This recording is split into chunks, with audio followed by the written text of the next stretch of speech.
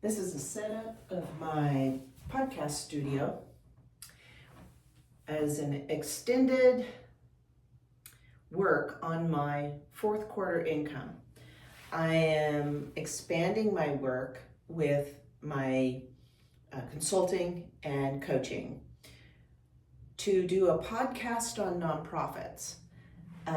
The topic of the podcast will be how do we put that together with what's going on in the news today? What is pertinent to us as nonprofit professionals? And how does the news and the change in administration almost on a daily basis, how does that cause nonprofits to expand their work, perhaps focus their work? How does it cause them to change their income streams if perhaps they live and die by the grant, which isn't unusual in nonprofits? I have personally had many grants that I worked with, and they were my income streams because I managed those grants and fulfilled the work of the grant. And my marriage is a second marriage, and so my father-in-law, bless his soul, who's a wonderful, amazing human being who's passed now, had a hard time understanding who I was and what I did, because when we met, I did a certain type of work that with nonprofit. And in about a year after he met me, that segued to a different thing in nonprofit work for sure, but it was very different because my grant ended and the funding was not re-upped due to many different things, a political thing actually. And then I went on to work a different nonprofit work.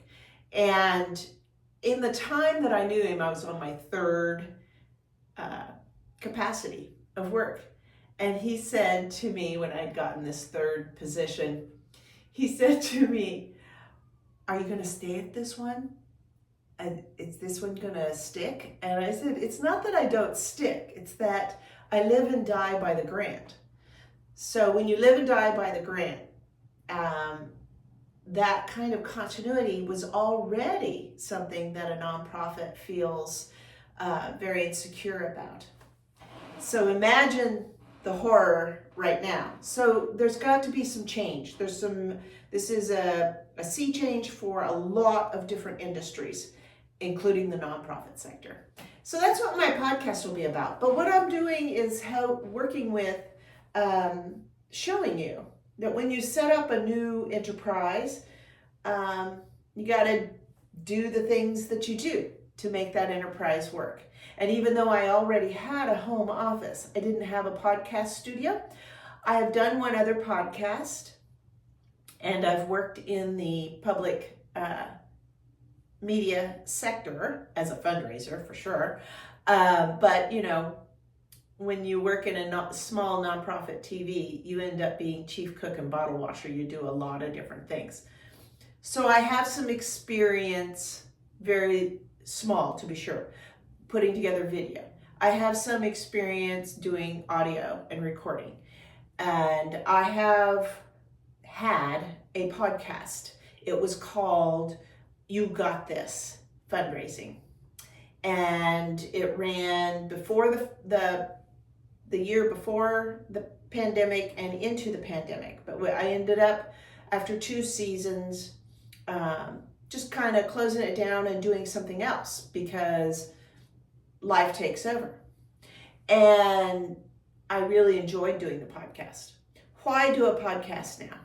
Well, YouTube has opened a new window for that, and you can do your income stream not only through the podcast, which is a much harder lift to do something financially with. I did the other podcast more as a marketing tool for my consulting services, and it was very effective. I had quite a few people who listened to it, and people hired me from it. And of course, that's still part of this. But also, when you add YouTube into the mix, you end up with a better income stream from all the different things that can happen through YouTube. And you can have more of an evergreen if you do it right. And frankly, I also really want to make a difference. I believe I already make a difference to some nonprofits that I work with, but I want to make a difference in this time that there is change and help manage that change with people and help them perhaps have more information so they can manage that change. I don't think anybody is really speaking to this. There are news sources within nonprofit management world, and we'll even be talking to some of those. It's been fun reaching out to friends that are, hey, and by the way, I can't talk without moving my hands, like they're connected. So I have friends in the industry of reporting on nonprofit work, and I'm excited to chat with some of them as part of my podcast. And so I'm setting up my office, and I did get my bookcase that I had in a different area. I moved my office from downstairs up to this small room that we don't use upstairs on the second floor. I like it because the sound quality, it's still got a little bit of an echo that you may hear, but I'm going to take care of that. But I can control the sound in this room, unlike where I had my office before. Getting this up the stairs was an amazingly difficult feat, and my husband had to take it completely apart. It rolls. It's something I picked up off the swap many years ago, and I love it. I have my containers here just full of stuff that needs to go in we're gonna have to figure this out, aren't we? So my containers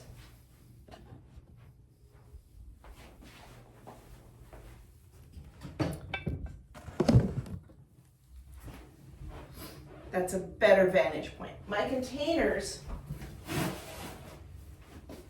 hold everything from equipment, like I have a more professional camera here, but this model is this Canon will record up to 25 minutes, which is generally okay, but if I wanted to record more than that, I have to recharge it. Okay, so I have books. I brought up everything yesterday while he was wonderfully putting this back together in here. Another concern I'll have is the sound quality, like I had said. So I do have, and room darkening, even though I do have a need for light. You've got to control it because the sun moves, don't you know? The sun moves. Every day the sun moves. And but if it didn't, we'd be in big trouble. And what that does to your lighting when you're trying to do something like record a podcast over an hour's time is your lighting changes as you're doing it. So you have to think of that. You have to think of actually darkening the room. That's why you see, when you're seeing productions out of people's offices, you'll see them that the room is weirdly darkened, and you may even, if they show you the window behind them, and I'm thinking particularly of a couple of podcasters, and you can literally see the edge of daylight of the window behind them, and you think, why'd you do that? Well, it messes with the camera in many different ways. So right now, I have some really great light coming in from my window, but you can't count on that. It's cloudy out today, nice filter, but you have to literally take away the nature and recreate the nature. And so I have a light because I had done a podcast before, and but I do have a ring light. And So I'm going to try to adapt the ring light and filter it because it's just too harsh, and especially with my glasses, you should never have a ring light with glasses. So I hope you're learning a little bit, or maybe you just want to hang out with me and be a little nosy. That's cool. But that's what I'm up to, is setting up my backdrop. And I do have the blackout curtains here.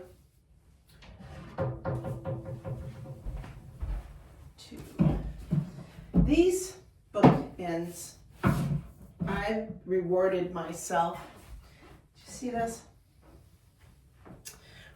When I received my master's in communications, this was my prize to myself. See how this person's holding on, this person's the intermediary, this person's grasping. So you're bringing people up with you.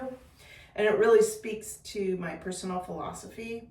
And they were very pricey. They're very heavy and they were very expensive. And maybe they shouldn't have been expensive, but they were expensive. And I coveted them. And I used to travel to a very small town in Kansas that had an amazing home decor and design shop. And this person was a personal designer for homes, did beautiful work. I really admired her store.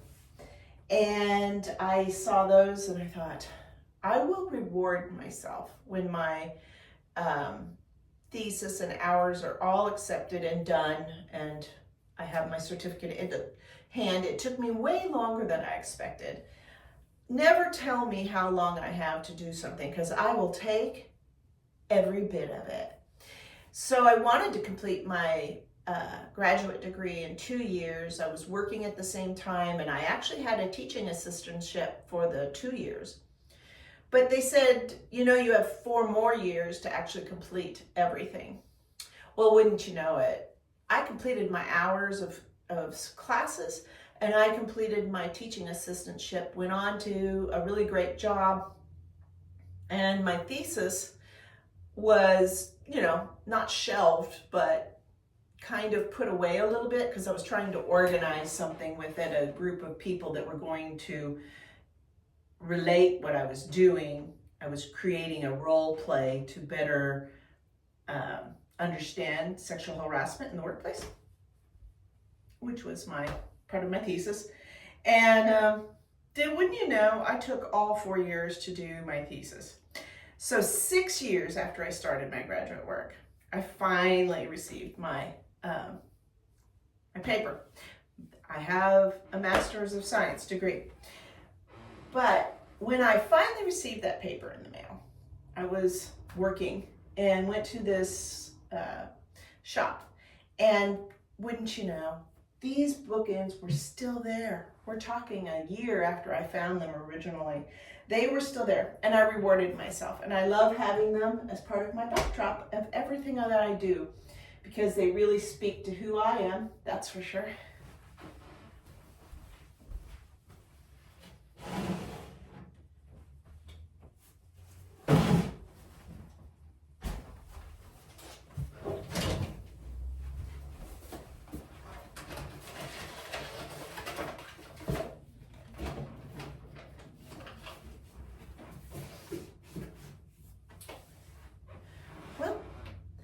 That puts us here. I'm going to show you, I did put together my microphone that I have purchased. I own a set of professional microphones that I just didn't want to use a mixing board, because my previous podcast, I interviewed people in person. With this podcast, I'll be using StreamYard. This is not sponsored by StreamYard. Happy to have them as a sponsor. I discovered StreamYard about 2 years ago. So I feel like I'm on the cutting edge of things, because now they've become super popular. Wonderful tool. So I'll be using StreamYard. That means I really didn't want to you could use a mixing board. I said, but in the end, I bought a new microphone. And I will also put a link to this microphone down below. It is really great. I'm going to reach past the camera here. It's the Q9U professional broadcast microphone, and it can be connected via a C cable to my laptop, my Mac, and it comes highly recommended. And so I will be using it, and I will show you the first time I plug it in and use it. So I set that up. It's very heavy compared to my other microphones. It's okay. It's good. It's good. All right. That didn't take that long to set up my background there. I used to have a whole bunch of personal photographs, but now I don't do that when I'm even doing regular Zoom meetings. It's just not, it's not safe. I commented on something the other day on Facebook. Now, to be sure, I limit what I put personally out there for Facebook. And there are a few things that I have on there with the kids and everything, but not a lot. And I commented something on a large newspaper in our state, political. And a troll didn't like what I had to say. I wasn't mean, but he didn't like what I had to say. And he wanted to know if I was okay if my son went to war. And I thought, and then he followed it up with, I can see that it's either you have either a grandson or a son on your Facebook page. And I was floored. Of course, people look at your Facebook page. I'll be taking down all personal pictures of all of my grandchildren and my children off my Facebook page that has my name. Actually, there will be nothing. There was very little. There will be nothing now. It's a strange time we live in. And people can find me. Obviously, I'm in business. I want people to find me. If people don't agree with me about something I've posted, that's fine too. But I do not want my family in any way brought into things. And if you think that he didn't mean that as a threat, why even bring up that I have a family? He could just talk about a hypothetical child, right? He went to my Facebook page and looked for my family. And I just was making a comment about the state of the Ukrainian support. That's all. I have no decision making around whether we support Ukraine or not, except for the fact that I might voice my opinion on an editorial on a statewide newspaper space. And so, something to consider. It's just thoughtfulness around your personal information and those you love on the internet. So I won't be putting personal pictures up on my background of my podcast. You have to think of all of these things these days, and I think I may be taking my personal Facebook page completely down. I'll just have my business Facebook page. Anyway, life's gotten weird, don't you think? This is a very unusual time. So, my office. I need to do the curtains. I need my camera.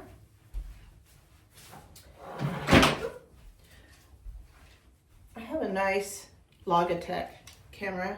I also have my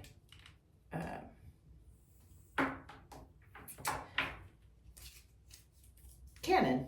I don't know why, it suddenly went blank. I will actually be using the recording area of my StreamYard. But the feed from my Mac Pro camera is very bad. That's why I use I could talk to you from my Mac to be more efficient, but I have to download what we're recording here so that I can edit it in my Mac. Because that camera is very poor, very poor camera. This camera is my cell phone that I'm using here. So I'll be using my Logitech to record, which I did with my other podcast. It's very high definition, but it's also a very wide lens. And so I'll be playing with that a little bit, see if I can focus in a little bit. We'll see. I'll take you on that ride too. There are a lot of things that will be attached to my Mac. I hope it all feeds through. I used to have, like I said, everything wasn't all attached in my Macintosh. So that's where we are. The podcast will be called, I have my Facebook page up already, The Philanthropy Geek, which is a term, like I said in a previous video, is something that I've used over the years in a blog and some other things.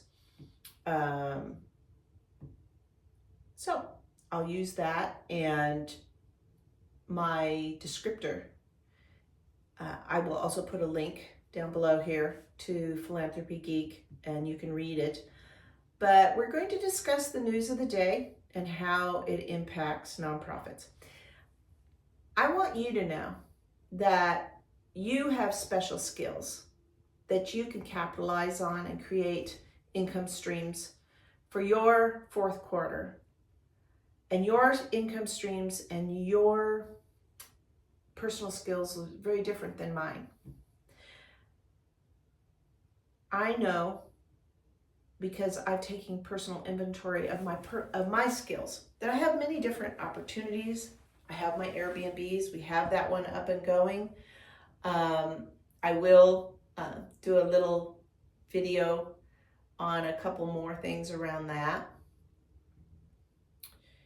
But your skills are your skills. Your assets, whether they are assets in your stocks, bonds, etc., retirement funds, that's one part of your assets. We also have personal assets. And those personal assets can be just plain our knowledge, our skills. I love watching, I've talked about her before, and there are others like her, Mornings with Granny. Mornings with Granny, she just really took my heart when she first started and I found her. I love watching her. She's not that much older than me. That's what kind of surprises me. She uses the knowledge she has and where she's at, and she has created quite a nice YouTube channel. I don't know what her income stream is. I don't know what she receives from that. I think she receives something. She receives more than she did when she wasn't doing it. So I think we can all take a clue from that. YouTube is a huge asset to all of us. Is there some knowledge you have that you can share and build that income stream? And we'll keep talking more about that. But my Airbnbs are also an income stream. It's something I could do that helps augment. I haven't taken all my rentals off of the market. There are many, I don't have that many rentals, but there are people who rent from us that are traditional renters. We are literally supplementing two of those people. I think I've mentioned that before, but it's worth mentioning again. Two of those people have such low income streams that we are supplementing by not raising their rent. And they are renting at considerably less than the market value, both of them. So in order to offset that, we had one as an Airbnb, and now we have two as an Airbnb. And then we also have the basement under our home rented when we are not there. I don't rent it if we're there. The few times that I have, it is really difficult for us to have a normal life with the Airbnb occupied underneath us. Sometimes it happens and we don't mean for it to happen. I'm not going to say it won't ever happen in the future, but it is my goal when I do have that rented to have it rented when I'm not there.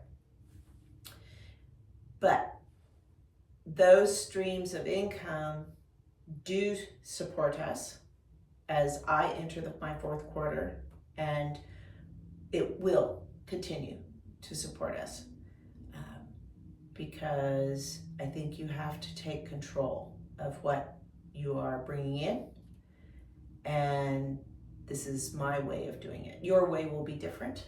Share. I'd love to have you comment below and share how you are augmenting and controlling your income as you enter the fourth quarter of your life.